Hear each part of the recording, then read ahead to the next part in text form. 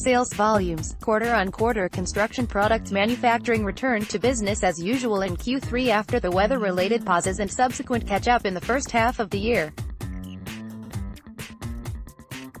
Britain's £56 billion industry is cautiously optimistic that the year will finish strong with sales anticipated to pick up in Q4. The Construction Products Association's (CPA's) latest State of Trade survey reveals that product sales, which act as an early indicator of wider activity in the UK construction supply chain, increased in 2018 Q3.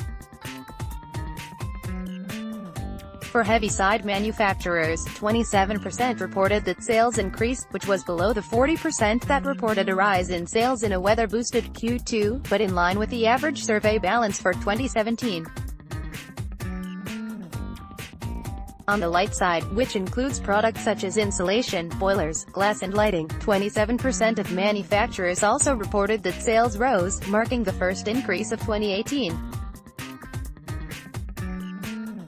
Manufacturers anticipate growth continuing in Q4, with 18% of heavy-side firms and 43% of those on the light side expecting an increase in sales during the quarter.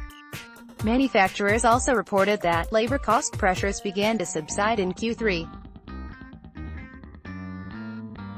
Two-thirds of heavy-side firms reported an increase in wages and salaries, but this was the lowest balance since 2013 Q4. In contrast, cost inflation for fuel and raw materials remained elevated.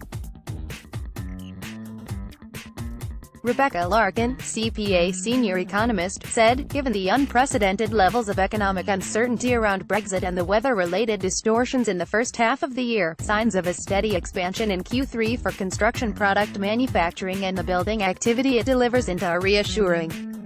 Manufacturers remain cautiously optimistic and expect sales to increase in the fourth quarter, but it will be the political developments in Q4 that are crucial in setting the backdrop for this to become a reality.